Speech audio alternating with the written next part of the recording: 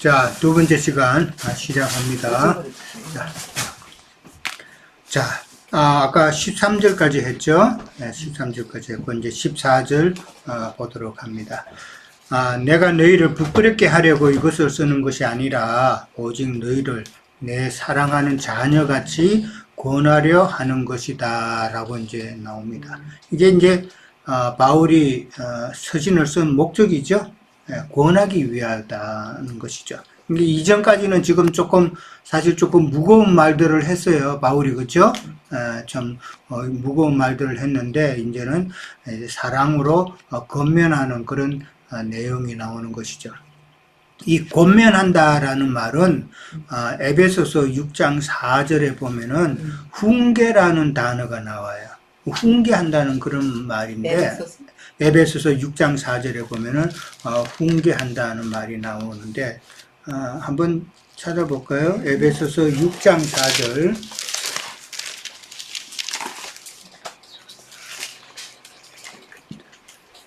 제가 읽을게요. 아비들에 대한 교훈이에요. 또 아비들아, 너희 자녀를 노엽게 하지 말고 오직 주의 교훈과 훈계로 양육하라 라는 말이에요. 그 훈계하고 지금 이 권면이라는 단어가 같이 생각해 볼 수가 있는 거예요. 근데 이 훈계, 권면이란 말은 그냥 훈계하는, 가볍게 하는 것이 아니라 아버지가 아들에게 그냥 눈물이 그냥 닭똥 같은 눈물이 뚝뚝 흐를 만큼 엄히 훈계하는 걸 말하는 거예요. 엄히 말하는 거.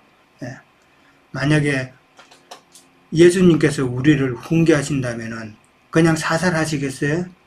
진짜 생명관계이면은 엄히 말을 해서 바로 그냥 악한 것은 제할 수 있는 그런 훈계를 하시겠죠. 그러니까 이거는 아버지가 아들에게 하는 그런 훈계다라는 것을 먼저 기억을 해둬야 돼요. 자, 15절에 갑니다. 그리스도 안에서 일만 서성이 있어되 아버지는 많지 아니하니 그리스도 예수 안에서 내가 복음으로 너희를 낳았다라고 그렇게 이야기를 합니다. 3번 문제죠. 3번 문제인데 그리스도 안에서 일만 서성은 누구를 상징하며 아버지는 많지 않다고 했는데 이게 무슨 말인가?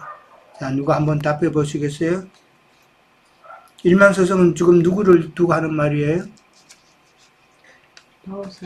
아니, 율법을 가리키는 몽학선생. 몽학선생이죠. 네, 몽학선생이다. 그러니까 이 몽학선생은 지금 바울은 누구를 염두에 두고 하는 말이에요? 고린도 교회에 있는 거짓 교사들을 두고 하는 말이다라는 것이죠. 초보도만 가르치는 그런 거짓 아니면 예루살렘에서 온 유명한 자들, 자, 그러니까 이 일만 서성이라고 그랬는데 이 서성이라는 단어는 갈라디아서 3장 24절에 보면은 뭐라고 돼 있어요? 갈라디아서 3장 24절 찾아볼까요? 갈라디아서 3장 24절. 초등교사. 초등교사라고 되어 있죠. 무엇이 초등교사라고 갈라디아서는 말하고 있어요? 율법은 초등교사다라고. 그러니까 하나님께서 이스라엘 백성들에게 율법을 주신 이유는 뭐예요? 율법을 통해서 죄를 깨닫고 그리스도를 깨달으라는 이야기잖아요. 근데 그들은 하나님이 주신 그 율법을 제대로 이해를 하지 못했다라는 이야기잖아요. 그래서 엉뚱한 행위를 한 것이죠. 갈라디아서는 율법이 초등교사라고 그랬어요. 그 다음에 또 다른, 그전에는 뭐라고 말했죠? 몽학선생이라고 그랬죠. 몽학이라는 그 말 자체가 초등학문이라는 뜻이에요. 초등학문. 초등학문을 가르치는 선생, 그러니까 초등이라는 그런 의미이기 때문에 그 율법이 초등교사가 되고 그 다음에 몽롱하게 가르친다고 몽학 선생이 맞네. 꿈인가 생신가. 어린아이 학문을 가르치는 자다. 그러니까 일만 서성이 있어도 아버지는 많지 않다라는 말은 그럼 무슨 말이에요? 아비의 분량까지 가는 자들은 많지 않다 이 뜻인가? 아비의 분량. 그 서성이 생명을- 가르치는가, 서성이 생명과의 관계. 가르치는 거하고 아비가 가르치는 거하고 생각해 보면 되겠죠. 그리스의 생명. 예. 아비가 가르치는 것은 아무래도 서성과는 다르죠. 왜 달라요? 장기를 생명관계제, 생명관계. 이게 중요한 거예요. 서성은 생명관계가 아니에요. 예. 그냥 돈 받고, 그 다음에 자기가 할 만큼 일만 하는 거예요. 예. 그렇지만은 아비는 생명관계이기 때문에 서성이는 아무리 많아도 아비는, 아버지는 많지 않다는 말은, 참, 서성은 아비의 심정으로, 그렇게, 가르쳐야 된다는 그런 이야기죠. 그러니까 참 서성은 사실은 없다는 것이죠. 그리스도와 예. 교회의 관계는 그렇죠. 그리스도와 교회의 관계죠. 아버지와 아들. 그러니까 그리스도와 우리는 생명 관계죠. 예.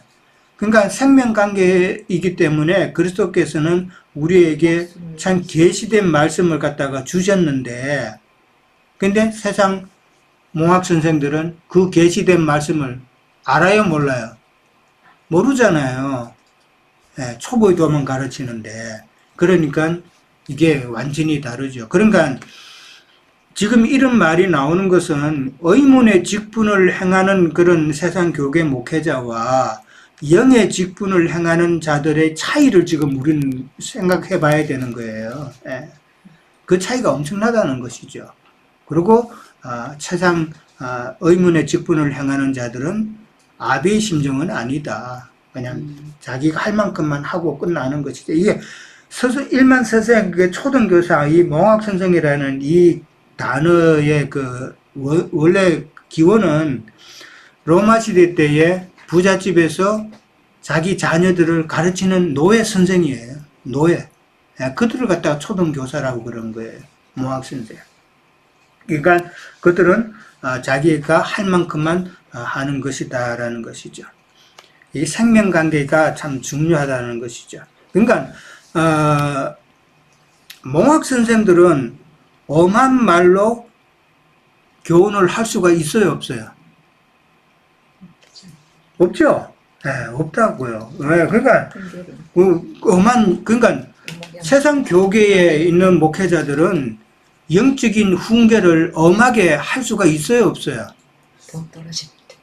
돈 떨어지죠, 진짜. 맞아요. 교인 떨어져요. 엄하게 그냥 신앙생활 이야기하고 그러면은 그냥 돈 떨어져요. 헌금 확 줄어들고, 교인들 다 나가고, 조금 기분만 안 맞으면은 다들 몰려서 나가고. 어제도 뭐 누구하고 만났는데 한 뭐 400명 정도 되는 교인이래요. 교회래요. 근데 이제 전임 목사가 이제 은퇴하고 이제 후임을 세워야 되는데 그 교회에 지금 목사가 둘이래요. 한 목사는 젊은 목사, 그러니까 둘 다 젊죠. 한 목사는 이제 영어권의 애고 이 담임 목사의 아들이래요. 아들이고 또 다른 한 목사는 이제 한우권이니까 이제 둘이가 그러면 공동 목회를 해가지고 리더 목회는 이제 전임 목사 아들이 하는 걸로 하고 그렇게 말이 나왔던가 봐. 그러니까 사실은 이거는 세습이죠. 세습이라고요. 그러니까 그걸 문제 삼아가지고 어떤 사람이 들고 일어나가지고 교인 한 절반 정도를 데리고 나갔다고 그러더라고요. 예. 참 그런 거 보면은 좀 큰 영적인 훈계를 제대로 못하고 있는 거죠. 예. 그냥 교인들이 나갈까 봐서 노심초사하고 뭐 그리고 영적 훈계를 할 만한 그런 계시된 말씀이 없기 때문에 뭐든지 그렇잖아요. 자기가 아는 것이 없으면 똑바로 지적하기가 힘들죠. 어떤 상황에 대해서 자기가 바삭하게 다 알고 있어야 그걸 상대방 뭐 분별을 하고 재판을 하고 판사가 그걸 다 알고 있어야 되잖아요. 그걸 알지 못하면 판사가 엄히 그것을 정죄를 못하죠. 마찬가지다. 영의 직분을 행하지 않고 세상 그 의문의 직분을 행한 자는 계시가 없기 때문에 엄한 말로 영적인 그런 훈계를 할 수가 없다라는 것이죠. 참 아비의 심정으로 영적 아비의 심정으로 양육하는 자가 과연 얼만큼 있겠는가. 우리는 많이 경험해 봤잖아요. 참 그저 은퇴할 때 얼마나 많은 돈을 챙길 것인가 거기에만 관심이 있지 교인들의 영혼에 대해서는 영혼 성장에 대해서는 참 다들 무관심했다라는 거. 제가 옛날 그 사임교 있을 때 그때 담임 목사님이 60대에 있었어요. 곧 은퇴할 때가 됐어요. 은퇴할 때가 되니까 설교를 들어보면 알잖아요. 지난주 했던 설교 또 하고 얼마 전에 했던 설교 그거 또 재탕하고 보니까 젊은 목사들은 그것도 설교 준비라도 하잖아요. 전혀 준비가 없어. 그러니까 간력으로 그냥 알고 있는 지식으로 경험으로만 자꾸 시간을 때우는 거예요. 그런 목회를 했어요. 그러니까 내가 너무 답답고 좀 화가 나더라고요. 그래서 내가 그때는 그 교회 한 6개월 동안 안 나가고 다른 교회에 좀 나갔던 기억이 있는데 그저 자기가 어떻게 하면은 편안하게 노력하고 연구하고 영적인 것을 깨닫고 좋은 것을 교인들에게 먹이고자 하는 그런 마음이 없었다라는 거예요. 그거 보면 화가 나더라니까요. 하는 교인들이 그런 모습이다. 말씀을 전하기 위해서 그들이 과연 얼마만큼 준비를 했을까? 그거 생각해 보면은 설교 들어보면 알죠. 다 똑같아요. 여러 목사들이 하는 설교가 다 똑같아요. 지난주에 우리가 열왕기서를 하면서 그 놋 성물을 갖다가 그 진흙을 털로 해가지고 몰딩해서 거기에 찍어냈다고 그런 말씀을 했는데 다 같은 진흙이라는 게 그 진흙을 몰딩으로 했다는 게 다 각각 장로교 교리 틀이잖아요. 장로교는 장로교 교리의 틀에 똑같은 교인들 찍어내는 거예요. 그러니까 선결교는 선결교. 그러니까 그들이 하는 말이 뭐예요? 다 똑같은 초보의 도만 똑같이 말하고 있잖아요. 조금 더 생명되는 말, 조금 더 좋은 기능, 생명되는 말을 전할 수 있는 자는 아무도 없잖아요. 그런 거 보면은 다 똑같은 틀을 만들어낸 교인들이다라는 것이죠. 자, 넘어갑니다. 자꾸 세상 교계 이야기하면은 나도 진짜 조금 답답하고 열불이 나요. 우리 나행자님 심정을 충분히 이해해요. 저보다도 더 그냥 그렇게 사시는데. 자, 그 다음에 16절에 넘어갑니다. 너희는 나를 본받으라 라고 그랬어요, 바울이. 참 바울을 통해서 우리는 본받을 게 정말 많죠. 정말 많아요. 이제 4번 문제인데 우리는 바울에게서 무엇을 본받을 수가 있을까? 바울을 통해서 우리는 뭐를 본받을 수 있겠어요? 열거할 수가 없죠. 열거할 수가 없어요? 한 가지라도 한번 다 열거해 보세요.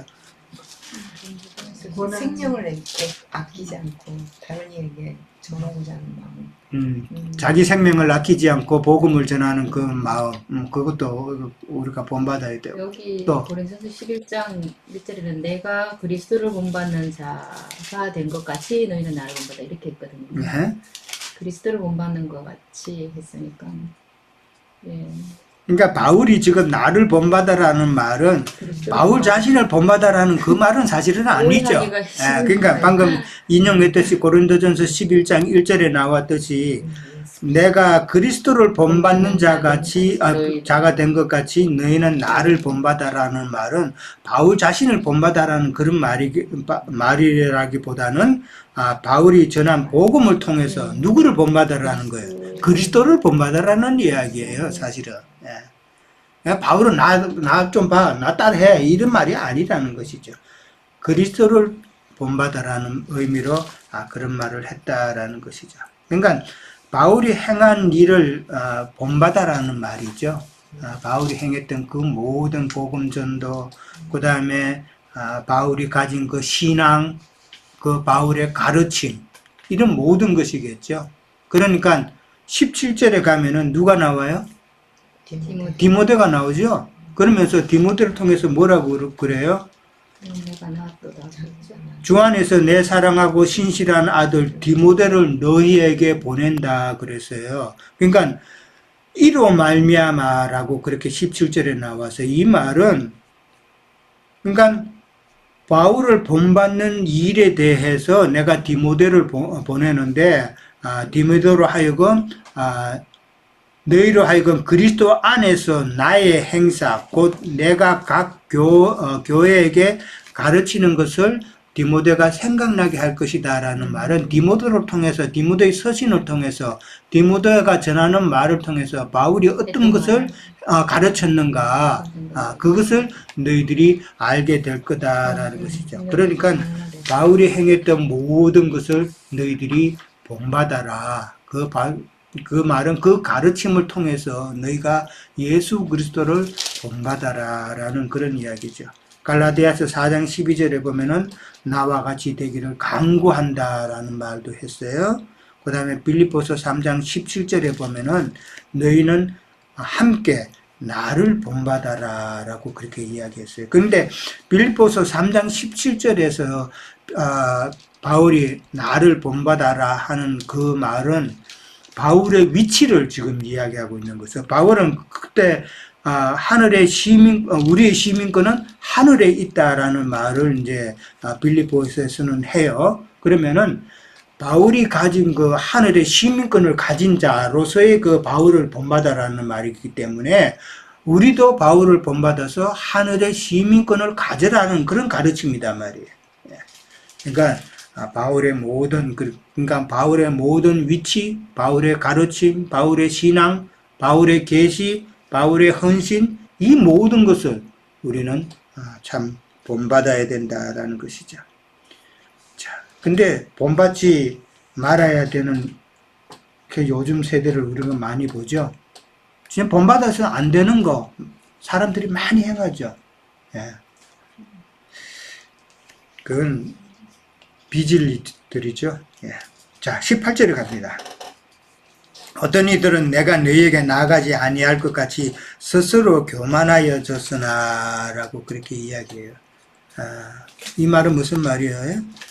어떤 이가 여기는 누구예요? 교만한 자들이죠. 예, 교만한 자들이고 어떤 이들이라는 것은 지금 바울은 고린도 교회에 있는 거짓 교사들을 염두에 두고 하는 말이에요. 어떤 이들이 그런 거짓 교사들은 내가 너희에게 나아가지 아니할 것 같이 스스로 교만했다라고 그래요. 이 말은 무슨 의미일까요? 그러니까 거짓 교사들은 바울이 아닐 거야 라고 이렇게 장담했다라는 말이에요. 바울이 안 올 거. 그러니까 바울이 오지 않았으면 하는 그런 마음을 지금 교만하게 선포하고 있는 거짓 교사들을 두고 하는 말이에요.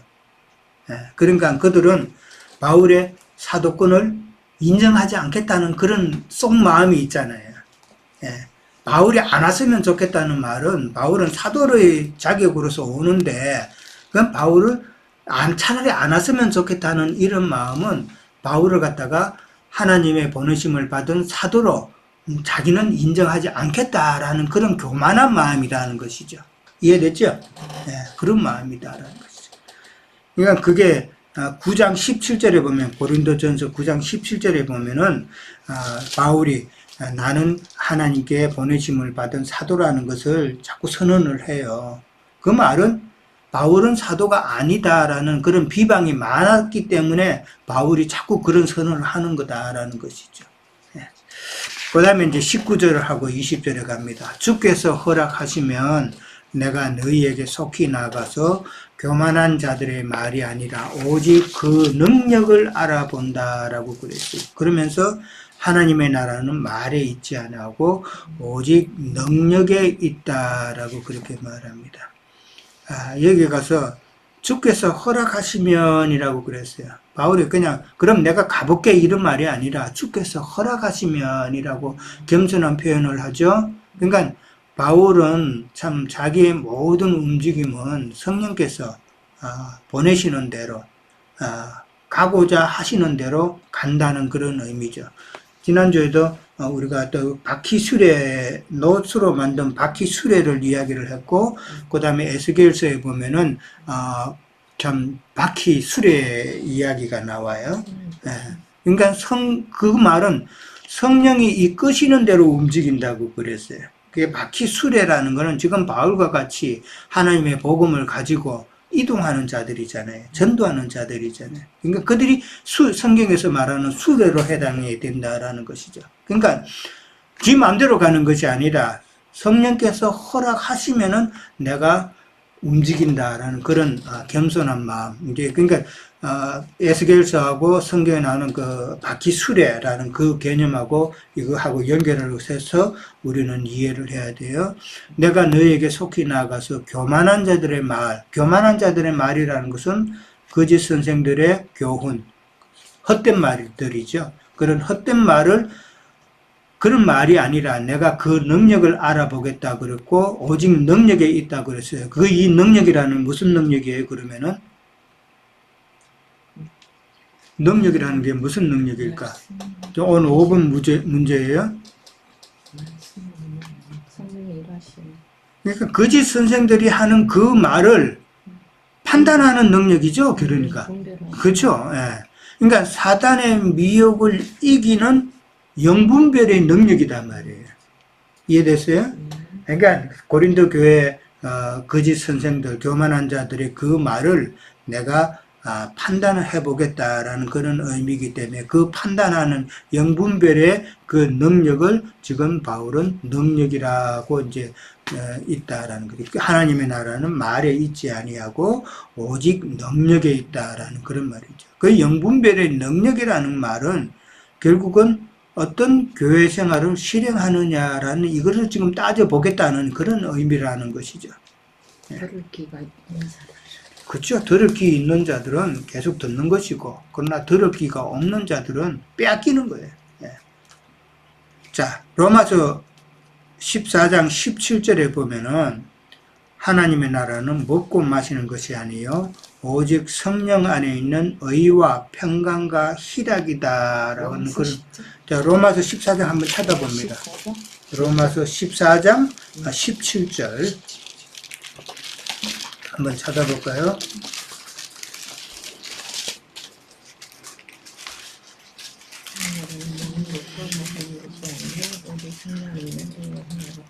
자, 하나님의 나라는 먹는 것과 마시는 것이 아니요 오직 성령 안에 있는 의와 평강과 희락이다라고 그랬습니다.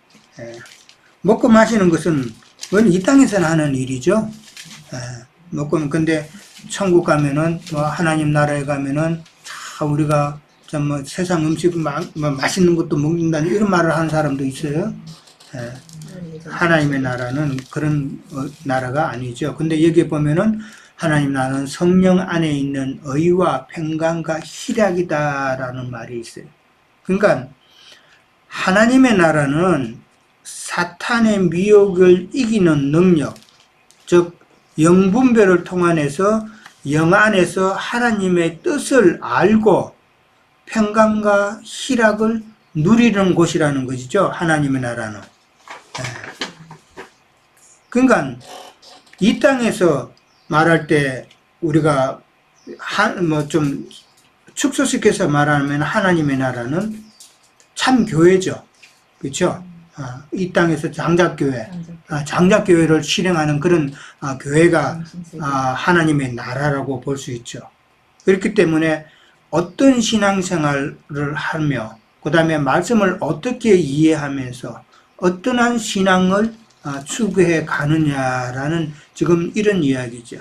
그러니까 우리는 하나님의 나라로서 참 하나님의 뜻을 알고 그 뜻을 알므로 인한 하나님의 평강과 희락을 우리는 누려야 된다라는 그 이야기다 말이죠.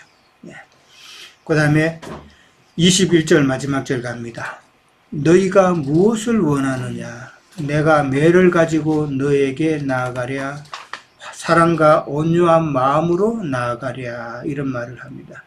그러니까 이 매라는 것은 훈계의 매고 그 다음에 또 소위 말하는 사랑의 매다라고 그렇게 보는 것이죠.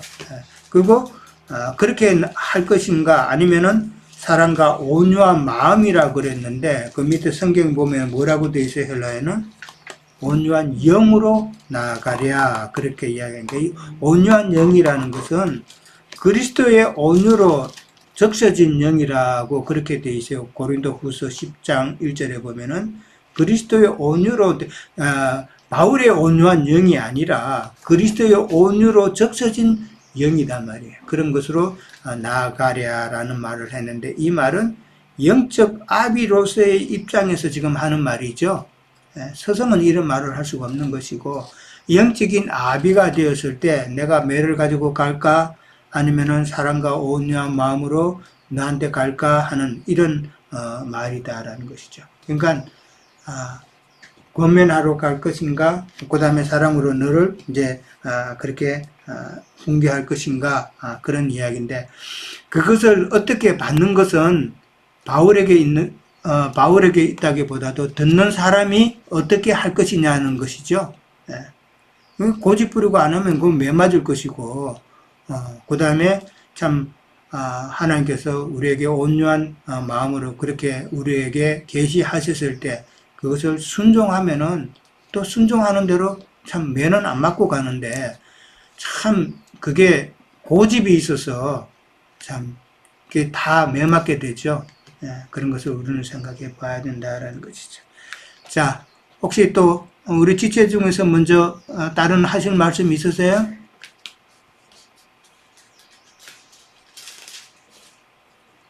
예, 그다음에 예, 준호 행제님. 예. 예, 뭐 이미 다 잘 나누었는데 그래도 이제 아까 그 사도 바울께서 나를 본받는 자가 되라라고 하신 것에서 물론 이제 그 그리스도의 본을 우리가 이제 사도 바울을 통해서 이제 그 배우는 건데 바로 말씀하셨던 대로 이제 밑에 디모데에게 전하는 메시지를 통해서 우리가 또 사도 바울이 자신의 어떤 모습을 본받기를 원하는지를 알 수 있을 것 같아요. 그래서 그 디모데전서 1장의 하반부에 보면 이제 이런 말씀을 하셨더라고요. 그 16절하고 18절을 제가 읽겠습니다. 16절에 그러나 내가 긍휼을 입은 까닭은 예수 그리스도께서 내게 먼저 일체 오래 참으심을 보이사 후에 주를 믿어 영생 얻는 자들에게 본이 되게 하려 하십니다. 오래 참음에 대해서 말씀을 하시고 특히 이제 아들 디모데야 18절에서는 내가 네게 이 교훈으로서 명하노니 전에 너를 지도한 예언을 따라 그것으로 선한 싸움을 싸우며 믿음과 착한 양심을 가지라. 어떤 이들은 이 양심을 버렸고 그 믿음에 관하여는 파산하였느니라. 결국 디모데에게 간절히 본받기를 원하는 그 말씀 중에 하나가 오래 참고 또 선한 싸움을 싸우라. 믿음과 착한 양심을 지키라는 것, 진리의 말씀 안에서 이렇게 싸우라라는 그런 말씀이 또 우리에게 본받으라고 하시는 말씀이다라는 걸 나누고 이제 싶었고요. 또 이제 그 하나님의 나라는 말에 있지 않고 능력에 있다. 그 영을 분별하는 능력, 이제 그 말씀을 이제 하시면서 또 떠오른 구절이 뭐였냐면 이제 히브리서 우리 예전에 나눌 때 4장 12절에 하나님의 말씀의 능력에 대해서 우리가 나눴던 게 기억이 났어요. 그때 하나님의 말씀은 이제 12절에 보면 살아있고 활력이 있어 좌우의 날선 어떤 검보다도 예리하여 혼과 영과 및 관절과 골수를 찔러 쪼개기까지 하며 또 마음의 생각과 뜻을 판단한다. 아까 이렇게 영을 분별하는 것 말씀하신 것처럼 이렇게 마음의 생각과 뜻을 판단한다. 즉 진리의 말씀이 우리에게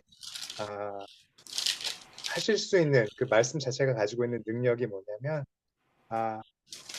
그 생명이 있는 거잖아요. 그러니까 우리 안에 어떤 생명이 있는지를 드러내고 또 우리의 생명을 어떻게 보면 또 자라게 하는 그런 능력이 있는 것이죠. 그래서 사도 바울께서 이렇게 그냥 말뿐인 것, 즉 교훈뿐인 거잖아요. 이 세상의 어떤 도덕적인 교훈이나 교리적인 교훈이나 혹은 율법을 기준으로 한 그런 교훈은 그것이 되게 좋게 들리고 옳게 들릴지라도 진정 우리의 생명을 자라게 하는 그런 능력이 없음을 또 빗대어서 말씀하신 것이 아닌가라는 생각이 들어서 잠깐 나누고자 했습니다. 예, 아이고, 귀한 나눔이에요. 예, 감사합니다. 예. 마무리 정리를 잘 해주셨네. 예, 디모데를 통해서 바울이 하고자 하는 말을 또 찾으셔가지고 그렇게 정리해 주셨어요. 예, 참여자님, 예. 여기서 말을 한다는 건 교회 안에서 지체들이 서로 또 받은 말씀을 나누고 서로 교통하는 거잖아요. 근데 그 말에 능력이 있지 않고, 그 말을 알아볼 게 아니고 능력을 알아본다 하신 것은 우리가 생활 안에서도 이 능력이 나와야 되지 않는가. 왜냐하면은 모든 것을 근신하고 자제하면서 있으면 있는 대로 뭐 펑펑 쓰는 것보다도 그 물질도 좀 자제하면서 교회가 필요하면 서로 헌금도 하고 가족들이라든가 지체들 아내든가 누구 친척들이든가 우리가 그들에게도 참 믿는 우리 신앙인들의 모범을 보여주는 것이 또한 능력이 아닌가 그렇게 또 생각해 봅니다. 네. 네, 지금 삼위자매님이 하신 그 능력은 내게 능력 주시는 자 안에서 내가 모든 것을 할 수 있다는 바울이 말한 그 능력이죠. 그러니까 바울이 어떠한 형편에 있든지 간에 부하든지 간에 가난하든지 간에 핍박받는 자리이든 간에 어떠한 형편에 있든지 간에 내가 모든 것을 감당할 수 있는 그 능력이다라는 그런 의미로 맞습니다. 생활 가운데서도 사실은 그런 아무렇게나 생각 없이 사는 것이 아니라 그런 것에 조금 민감해서 우리가 영적으로 좀 민감해서 그렇게 좀 그런 능력이 또 나와야 된다라는 그런 내용이죠. 예, 좋은 지적입니다. 예, 자 우리 장로 형제님 마무리 좀 하실 말씀 있으신가요? 예. 저기 유영재님이 잘 증거하셨고 우리 지체들도 잘 이해하고 이렇게 따라주는 것 같아서 고마운 생각을 했었고요. 그 아까 보니까 오자매님이 참석을 한 것 같네. 예.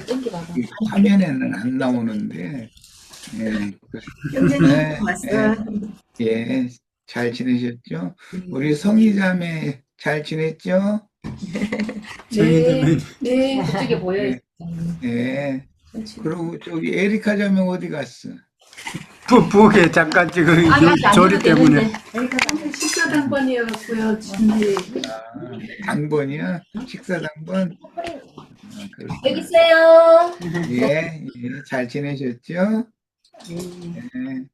우리 저 지체들 몇 안 되는 지체들이 모임 생활에 잘 참여하고 이렇게 유영재님 동역을 잘 해주는 거 그렇게 하면은 좋은 날이 분명히 인수도 늘어나고 이제 하는 좋은 날이 올 거예요. 나 그렇게 믿어요. 저기 토마스 형제님이 건강이 안 좋다 소리 들었는데 어때요? 통 요즘 얼굴 못 보겠네. 아직까지는 병원에 계세요.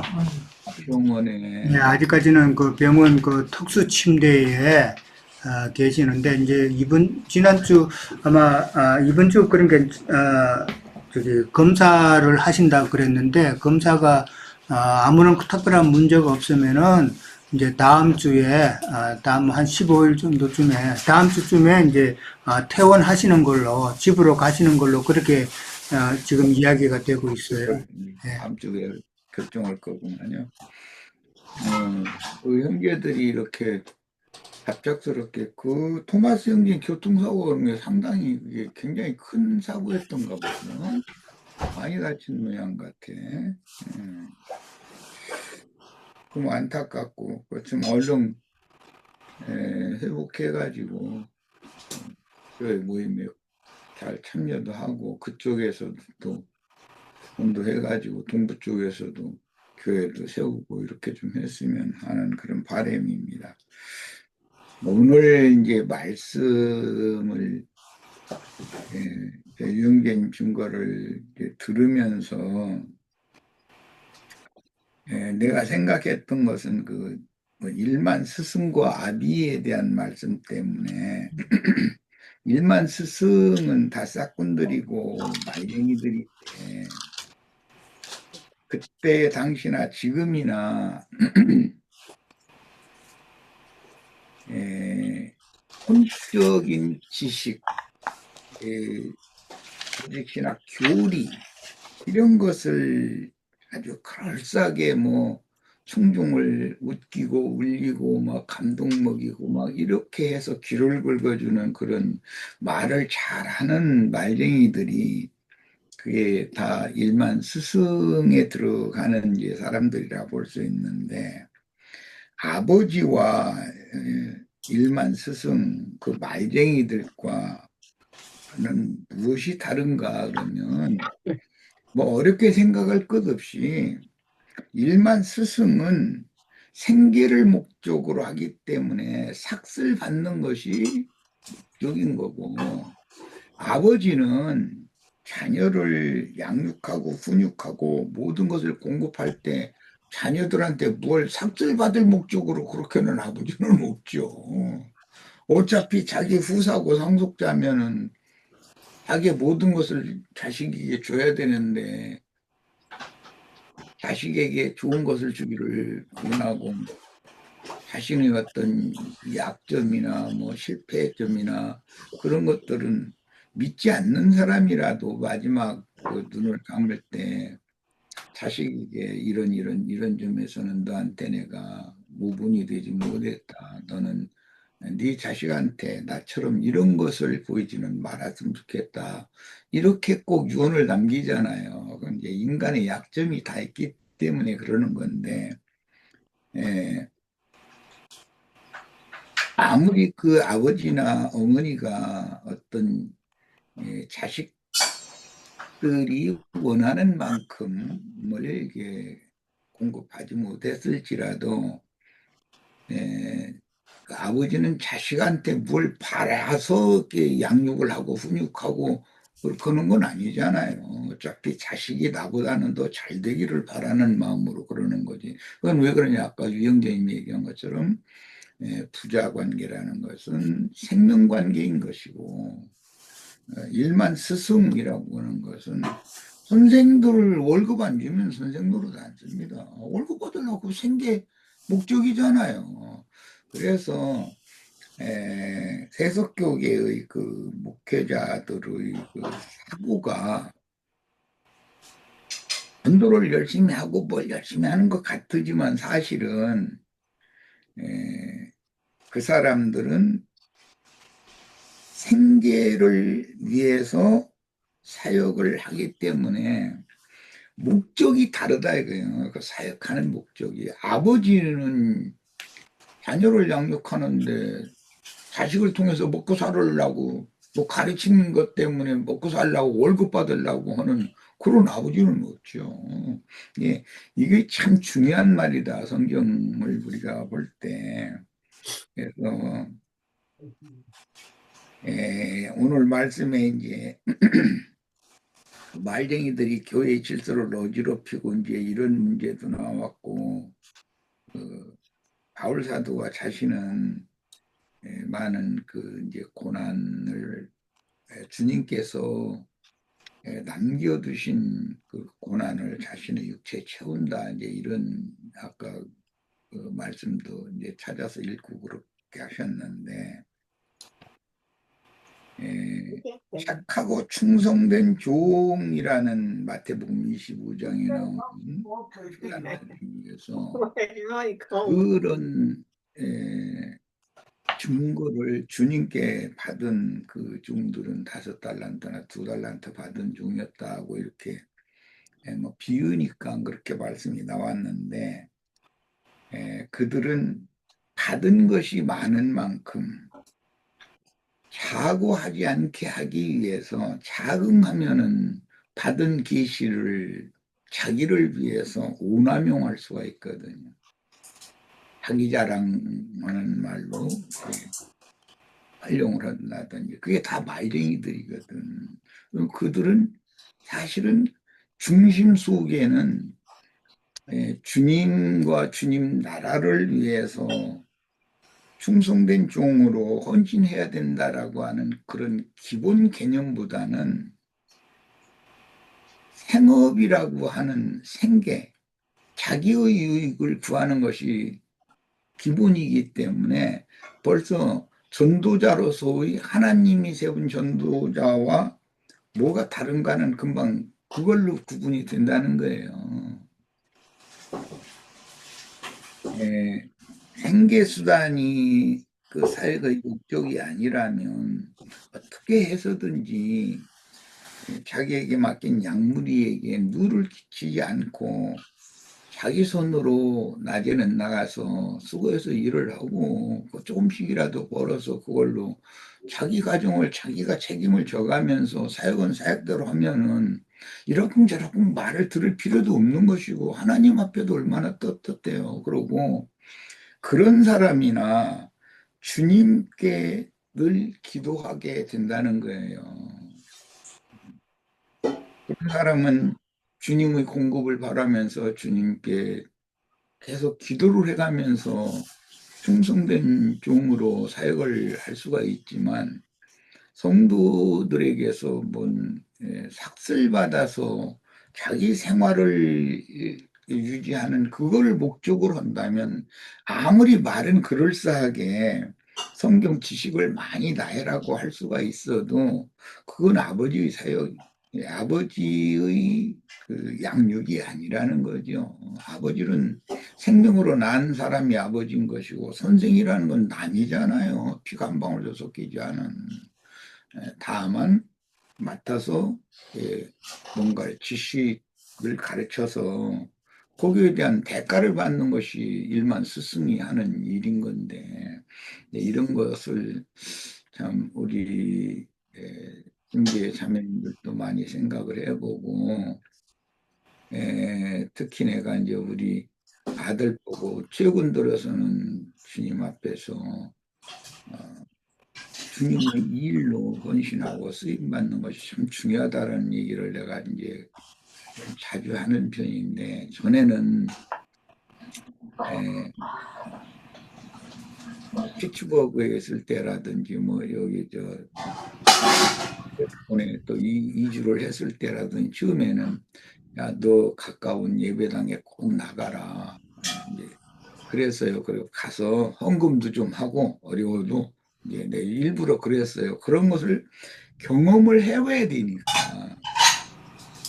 그런 세계를 모르면 이 진리의 말씀으로 사역하는데 뭔가 구멍난 사람이 될 수가 있는 것이거든요. 잘못하면 예, 교회 안에 들어와서도 알쟁이가 되어져 가지고 더 고차원적인 어떤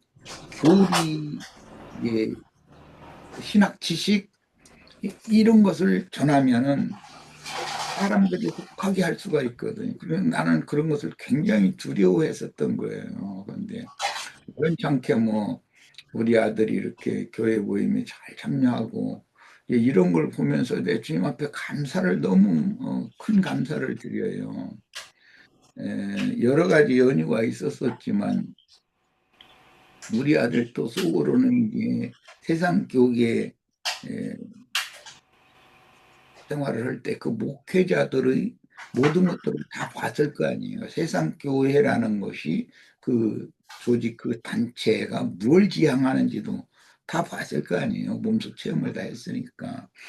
그런 것을 자신이 몸으로 배워서 이것은 성경의 진리 오늘 그 바울 사도가 내가 주님을 본받은 것처럼 여러분은 나를 본받으세요. 이렇게 했는데 그 말은 에, 여러분들도 나처럼 주님을 본받으셔야 됩니다. 그 말이잖아요.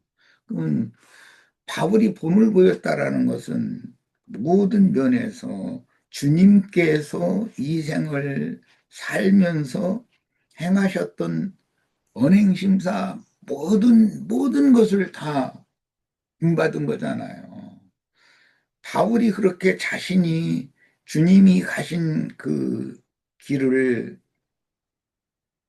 뒤따라 가도록 그렇게 안배하시고 이끌어 주시는 그 주님만 바라보고 사는 그런 삶을 사는 것 자체가 많은 이런 어떤 지식을 공급하는 것보다는 그 양무리들에게는 얼마나 큰 공급이 되었을까.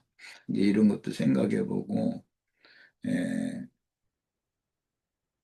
내가 이제 조금 첨언하고 싶은 것은, 에, 우리 지체들 되도록이면은 자신의 생활을 자신이 이게 책임을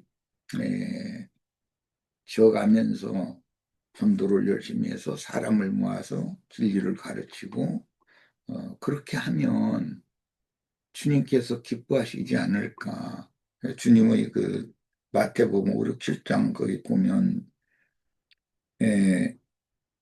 나와 이 복음을 위하여 많은 사람들한테 이렇게 박해를 받으면 천국의 상이 크다 그랬어요. 그런데 현세에서 상을 다 받으려고 하는 생각을 가진 것이 말쟁이들이잖아요. 일만 스승들이 그들의 사고는 그렇거든요. 현세에서 뭔가를 다 그냥 다 받고 누리고 그 다음에 이제 죽은 다음에 천당이라는데도 가서도 또 영광의 면류관도 자기가 또 다 받아버리고 이런 생각이거든요. 얼마나 어리석은 생각인가. 이 생에서 뭔가를 지금 우리가 복음을 위해서 복음과 함께 고난을 받는 이것은 장래를 위한 투자를 하는 것이거든요. 이 세상적인 면으로 이렇게 보더라도 그러면 장래를 위한 투자를 한다는 것은 영광은 장래에 주님께로부터 받아야 되는 것이지 이 생에서 뭔가 영광을 다 받으려고 그러면은 이미 자기 받을 거 다 받았는데 무슨 상을 또 받을 것을 바란다는 게 그 말이 되는 소리예요. 예, 우리는 이렇게 세상의 이치로 봐도 맞지 않는 그런 목표를 하는 그런 사람들과 잘 생각을 이제 뭔가 비교를 좀 잘 해보고 우리 형제 자매님들은 또 특히 앞서서 말씀을 인도하고 양머리를 모아서 이렇게 목회를 잘 하는 하나님의 종들을 잘 동역해주고 그래야 교회가 발전하고 설 수 있는 것인데 교회의 질서를 이게 뭐라 그러나 좀 소홀히 여긴다, 경홀히 여긴다 이렇게 지멋대로 행하는 사람들을 우리 이정재님 그 마을에도 뭐 어떤 그 두 가정이 있었었는데 그분들이 굉장히 신실한 분들인 줄 알았더니 오히려 그때 굉장히 회방을 하고 이제 이런 것을 경험을 했는데 그분들도 이렇게 따로 떨어져서 그러고 있을 게 아니라 이제는 좀 마음을 열고 합해서 자신들의 어떤 부족한 점 이런 것을 다 교회에 와서 뉘우치면서 다 하나가 되어서 좀 동역도 하고 이렇게 했으면 참 얼마나 좋을까 그런 생각을 오늘 해봤네요. 우리 지체들은 인도자의 그 인도 직분에 대해서 경홀히 여기면 안 됩니다. 예배당은 목사들이 그 양무리들에게 강요를 하고 율법적으로 그러니까 어떤 종교적인 어떤 조직이 이렇게 굳건하게 세워지지만 생명의 질서라는 것이 얼마나 엄미한가를 잘 생각하셔서 아내가 남편을 잘 동역해 주지 않고 가족이 그 부모를 동역해 주지 않으면 그 가정은 풍비박산되잖아요. 그럼 뭐가 되겠어요? 주님의 교회는 또 질서도 엄미하다 이런 것도 좀 생각을 하셔서 오늘 두 가지를 이렇게 말씀을 드립니다. 일만 스승, 아버지 이런 구절이 나왔었기 때문에 이런 걸 통해서 우리가 많은 걸 좀 이렇게 더 이미 아는 것이지만 더 세심하게 깊이 배려하고 생각하고 교회 생활을 엄중하게 실행을 해서 우리 형제 자매님들 모두에게 큰 유익이 있기를 바랍니다. 예, 마칩니다. 예, 감사합니다. 자, 오늘 또 풍성한 나눔이 된 것 같은데 한 주간도 참 세상교회에서는 이런 말들을 많이 하죠. 뭐 믿음 안에서 성리합시다 그러는데 진짜로 참 계시된 말씀으로 은혜롭고 승리하는 그런 한 주가 되기를 바랍니다. 다음 주에 또 뵙겠습니다. 수고하셨습니다. 자, 들어가세요.